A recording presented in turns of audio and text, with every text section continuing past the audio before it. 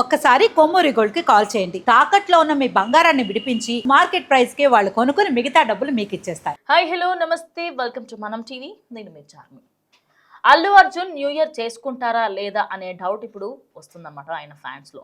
ఎందుకు అంటే చిక్కట్పల్లి పోలీసులు మళ్ళీ ఆయన పైన ఇంకో ఛార్జ్ షీట్ ని ఫైల్ చేయడం జరిగింది. అయితే పుష్ప 2 సినిమాకి సంబంధించి గత సంవత్సరం డిసెంబర్లో రిలీజ్ అయిన ఈ సినిమా పాన్ ఇండియా లెవెల్లో మంచి సక్సెస్ అయినప్పటికీ కూడా సంధ్య థియేటర్ దగ్గర జరిగిన ఘటన, శ్రీతేజ్ వాళ్ళ అమ్మ అదేవిధంగా తల్లి ఇద్దరు కూడా థియేటర్కి సినిమా చూడడానికి వెళ్ళారు.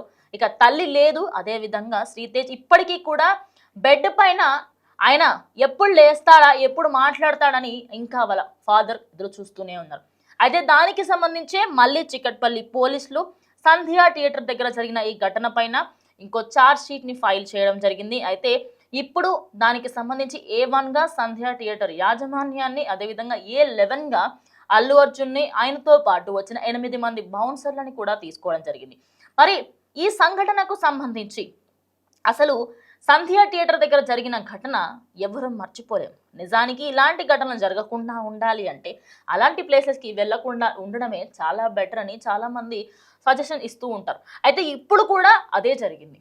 అయితే ఇటు పెద్ద సంఖ్యలో అక్కడ ఫ్యాన్స్ వచ్చి ఉన్నారు అప్పటికే. అయితే ఆ సమయంలో సంధ్యా థియేటర్ దగ్గరికి అల్లు అర్జున్ రావడము, ఆయన అక్కడికి వచ్చిన తర్వాత హడావిడి జరగడము, అదే సమయంలో అటు శ్రీతేజ్ వాళ్ళ అమ్మ శ్రీతేజ్ ఇద్దరు కూడా ఆ తొక్కిసలాటలో ఎక్కువగా గాయాలు జరిగాయి. అప్పట్లో దానికి సంబంధించి ఎన్నో కథనాలు కూడా వినిపించాయి మనకి. మళ్ళీ ఇప్పుడు పోలీసులు ఎందుకు ఆ కేసుని రివోక్ చేస్తున్నారంటే ఇప్పటికే దానికి సంబంధించి అల్లు అర్జున్కి కొన్ని నోటీసులు అయితే ఇవ్వడం జరిగింది. మెయిన్లీ ఆయన సిటీ దాటి ఎక్కడికి వెళ్ళకూడదు, తెలంగాణ రాష్ట్ర సరిహద్దుల్లోనే ఉండాలి అని చెప్పేసి ఒకటి. అదే కాకుండా సైన్ ఖచ్చితంగా పెట్టాలి ప్రతిసారి వచ్చి అన్నట్టుగా అదొకటి. అండ్ ఆయనకి సంబంధించి ఆయన ఇంకా మంచిగా ఉంటాను, మంచి బిహేవియర్తో ఉంటాను అని చెప్పేసి ఎవరైనా ఒక పెద్ద వ్యక్తులు అక్కడికి వచ్చి చెప్పాలి, అది కూడా చెప్పడం జరిగింది. ఇవన్నీ అయిపోయాయి. అరే నార్మల్గా ఉన్నాము అనుకునే టైంకి రేపు న్యూ ఇయర్, ఇంకో 2-3 డేస్లో న్యూ ఇయర్. మరి న్యూ ఇయర్కి ముందు ఆయన పైన మళ్ళీ కేసుకి సంబంధించి తలపైన ఓ భారం లాగా పడింది. మరి ఆయన ఈ కేసుకి సంబంధించి ఈసారి పోలీసులు ఎలాంటి చర్యలు తీసుకోబోతున్నారు? కంప్లీట్గా ఒక 23 మందిని, ఎందుకంటే ఆ తొక్కిసలాటలో అక్కడ ఆ ఫుటేజ్లో చూసినప్పుడు ఎవరెవరైతే ఉన్నారో వాళ్ళందరి పైన కూడా కేసు నమోదు చేయడం, అదేవిధంగా సంధ్యా థియేటర్ దగ్గర యాజమాన్యమే కరెక్ట్గా లేదు. ఎందుకంటే సంధ్యా థియేటర్ నిజానికి చాలా చిన్న థియేటర్ అది.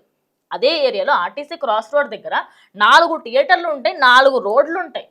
అలాంటి పెద్ద ప్లేస్లో ఒక హీరో వస్తున్నాడు అంటే జస్ట్ ఇమాజిన్ అక్కడ ఎలా ఉండుంటుంది ఆ టైంలో ఏంటి.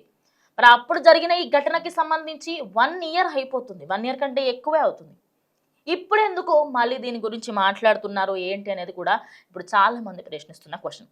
మరి అల్లు అర్జున్కి సంబంధించి దీంట్లో ఇప్పుడు ఎవరైతే ఆయనని A11గా పెట్టారో వాటన్నిటికీ సంబంధించి కూడా ఎలాంటి డీటెయిల్స్ అయితే కంప్లీట్గా బయటకు రాలేదు. కానీ చిక్కట్పల్లి పోలీసులు మాత్రం మళ్ళీ ఒక ఛార్జ్ షీట్ని ఫైల్ చేయడం జరిగింది.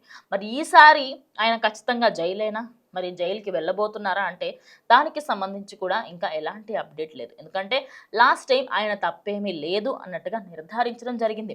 ఆయన అక్కడికి వెళ్ళడం వల్లనే జరిగింది అనేది కొంతమంది వాదన అయితే, ఇంకొంతమంది ఏంటంటే ఆయన హీరోగా ఆయన ఫస్ట్ డే సినిమా ఫ్యాన్స్తో ఎంజాయ్ చేయాలి అనే ఉద్దేశంతోనే వెళ్ళారు అన్నట్టుగా ఇంకొంతమంది మాట్లాడుతున్నమాట.